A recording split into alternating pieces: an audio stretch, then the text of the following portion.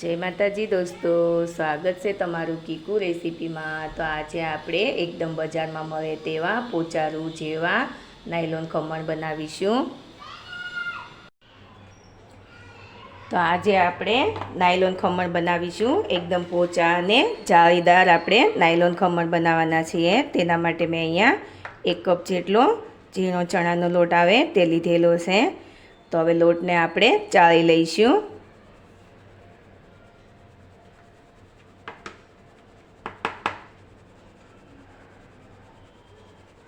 આવી રીતના ચણાના લોટને ચાળી લેવાનો છે।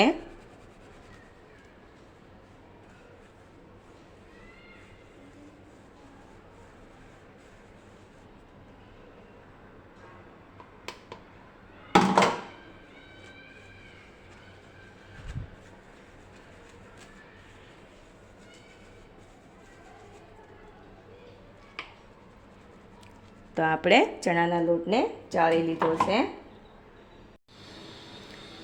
तो આપણે ચણાના લોટને ચાળી લીધો છે। હવે આપણે બેટર બનાવવા માટે પાણી બનાવવાના છીએ। પાણી બનાવવા માટે મેં અહીંયા 1 કપ ચણાનો લોટ લીધેલો છે, તો તેના સામે પોણો કપ જેટલું પાણી લીધું છે।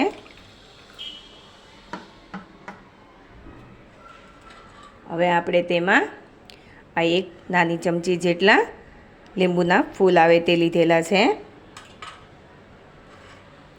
स्वाद प्रमाणे मीठू लईशुं।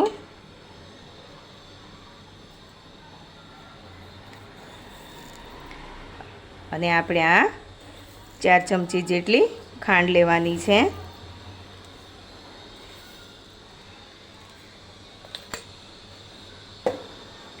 हवे आपणे खांड अने લીંબુના फूलने ओगाळी लेवाना छे। आवी रीतना हलावीने खांड ओगળી जाए ત્યાં સુધી આપણે આવી રીતના હલાવી લેવાનું છે। તમે લીંબુના ફૂલની જગ્યાએ લીંબુના રસનો પણ ઉપયોગ કરી શકો છો।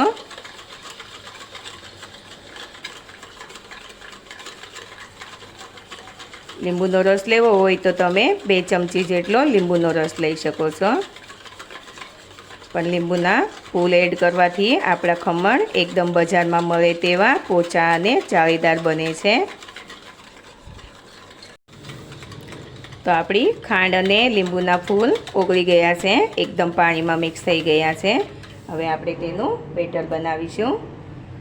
तो बेटर बनाववा माटे आ पाणी जे लीधुं छे तेनो ज आपणे उपयोग करीशुं। थोडुं थोडुं पाणी एड करता जईशुं अने मिक्स करता जईशुं।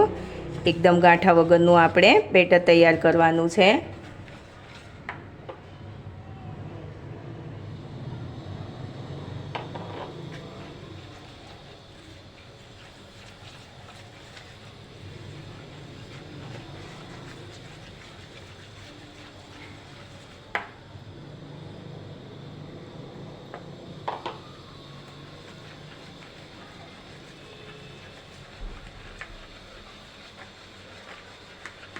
થોડું થોડું પાણી એડ કરીને આપણે હલાવતા રહીશું, એટલે આપણું ગાંઠા વગરનું મિશ્રણ તૈયાર થશે।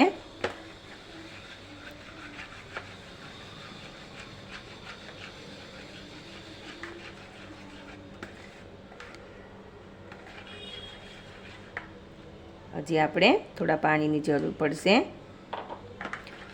આટલા લોટમાં આપણે આટલું પાણી બરાબર છે। 1 કપ લોટ હોય તો તેના સામે પોણો કપ જેટલું પાણી જોઈએ છે।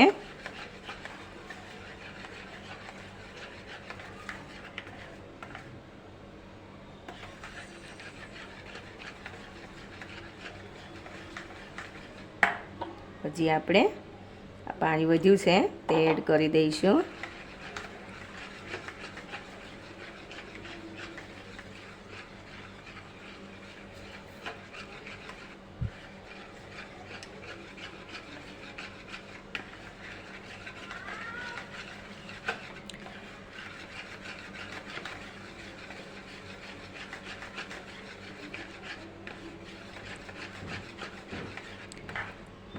तो आपणा बेटरनी कन्सिस्टन्सी आवी होवी जोईए। तमे जोई शको छो, चमचीथी तमने बतावुं तो आवी रीतना धार थाय छे।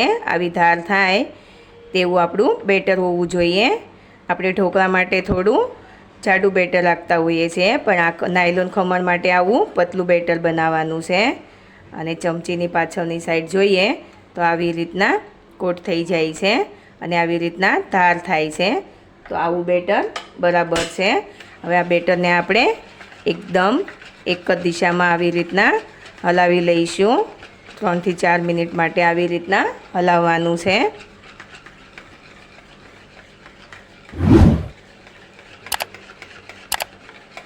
આવી રીતના હલાવવાથી આપણા ખમણ એકદમ પોચા અને જાળીદાર બનશે.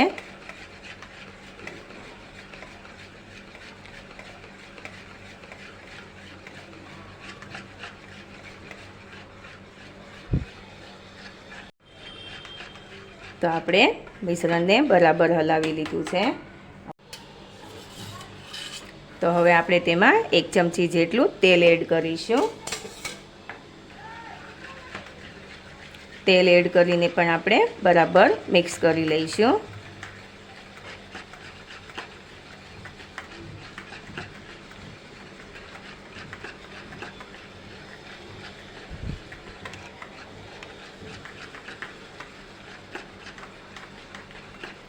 તેલ બરાબર મિક્સ થઈ ગયું છે.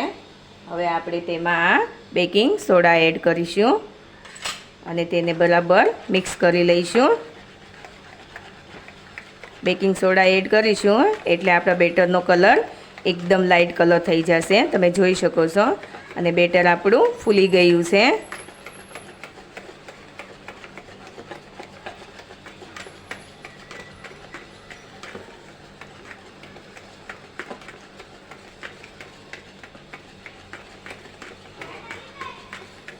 આપણે સોડા એડ કરીને આવી રીતના બરાબર મિક્સ કરી લઈશું. 2 મિનિટ સુધી હલાવી લઈશું.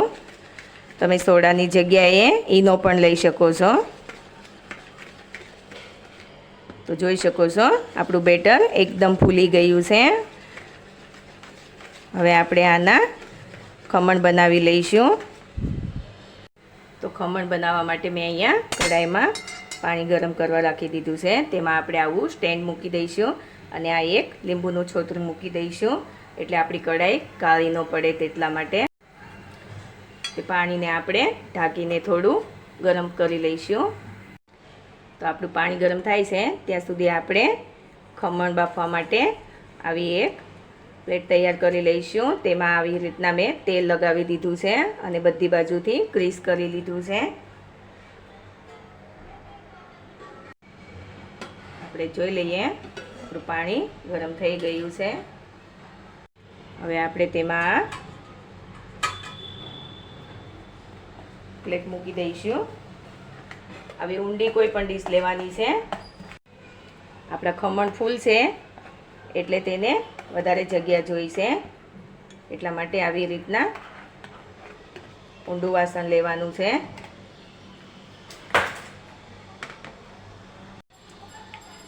તો તમે જોઈ શકો છો આપણે બેટર મૂક્યું તો પણ આવી રીતના 1 ઇંચ જેટલી જગ્યા છે. એટલે આપણા ખમણ ફૂલશે તો તે આખી પ્લેટ ભરાઈ જશે. એટલે આવી રીતના થોડી પ્લેટને ખાલી રાખવાની છે, આખી ભરીને નથી મૂકવાની. થોડું બેટર વધે તો તેનું તમે બીજી વાર પણ બનાવી શકો છો. હવે આપણે તેને ઢાંકણ ઢાંકીને 20 થી 25 મિનિટ માટે સ્ટીમ કરી લઈશું. તેના ઉપર આવી રીતના કંઈ ખાંડણી કે વજનવાળી વસ્તુ મૂકી દેવાની છે. આવી રીતના વજનવાળી વસ્તુ મૂકીશું તો તેમાંથી વરાળ બહાર નહીં નીકળે અને આપણા ખમણ જલ્દીથી સ્ટીમ થઈ જશે. 20 મિનિટ થઈ ગઈ છે. આપણે જોઈ લઈએ કે આપણા ખમણ થઈ ગયા છે કે નહીં તે. જોઈ શકો છો કિનારી પણ સાઈડમાંથી છોડી દીધી છે અને આવી રીતના તમે ચપ્પુ જોવો તો ક્લીન આવે છે આપણી ચાકુ. એટલે આપણા ખમણ થઈ ગયા છે. તમે જોઈ શકો છો તેની કિનારી તેણે જાતે જ છોડી દીધી છે અને આપણા ખમણ ફૂલી પણ ગયા છે. હવે આપણે તેને બહાર લઈ લઈશું. આપણે તેને ઠંડા કરી લઈશું. તો આપણા ખમણ ઠંડા થઈ રહ્યા છે ત્યાં સુધી આપણે વઘાર કરી લઈશું. તો આ વઘારિયામાં મેં 2 ચમચી જેટલું તેલ ગરમ કરવા રાખ્યું છે. હવે આપણે તેમાં 1 ચમચી જેટલી રાઈ એડ કરી દઈશું. રાઈ ફૂટી ગઈ છે. હવે આપણે તેમાં મીઠા લીમડાના પાન એડ કરીશું અને આ 2 લીલા મરચાં લીધેલા છે એડ કરી દઈશું. હવે આપણે તેમાં પાણી એડ કરીશું.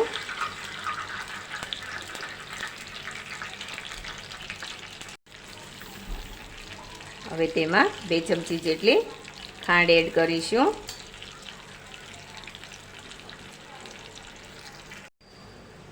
આપણું પાણી ઉકળવા માંડ્યું છે. આપણે થોડું મીઠું એડ કરી દઈશું.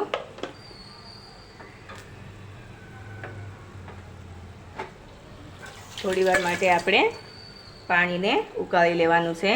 આપણે કોઈ ચાસણી નથી બનાવવાની, ખાલી થોડીવાર માટે આપણે ઉકળવા દેવાનું છે. ખાંડ ઓગળી જાય તેટલા માટે આપણે ઉકાળી લઈશું.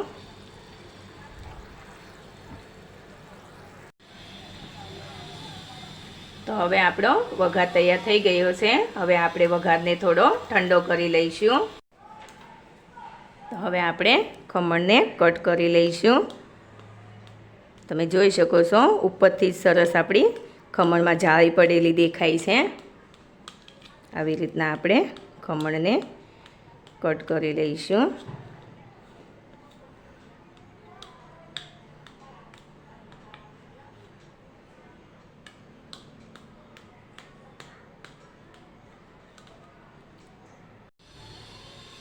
તો જોઈ શકો છો કેટલા સરસ આપણા જાળીદાર અને પોચા ખમણ બન્યા છે. આવી રીતના આપણે દબાવીએ તો પણ તે ફૂલી જાય છે. પાછું આપણે આમ દબાવીએ તો તે પાછું ફૂલી જાય છે અને પાછું તેના શેપમાં આવી જાય છે. એટલે આપણું ખમણ કેટલું સરસ બન્યું છે તમે જોઈ શકો છો.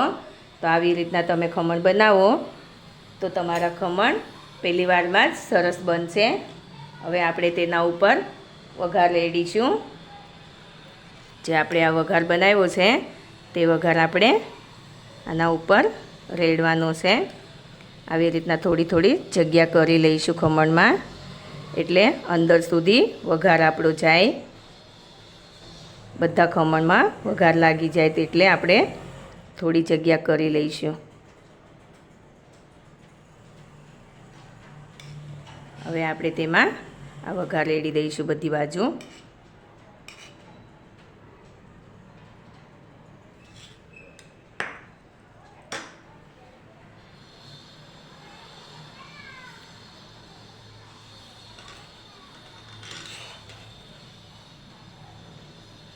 તો આપણા ખમણ બજારમાં મળે તેવા જ બનીને તૈયાર થયા છે. તમે જોઈ શકો છો કેટલા સરસ આપણા ખમણ બન્યા છે તે. તો તમે પણ આવી રીતના ખમણ એકવાર ઘરે જરૂરથી ટ્રાય કરજો અને મારી ચેનલને લાઈક કરજો, શેર કરજો અને સબસ્ક્રાઈબ જરૂરથી કરજો. ઉપરથી થોડા આપણે કોથમીરના પાન લઈ લઈશું. તો જોઈ શકો છો કેટલા સરસ આપણા ખમણ બન્યા છે. તો તમે પણ આવી રીતના ખમણ એકવાર ઘરે જરૂરથી બનાવજો.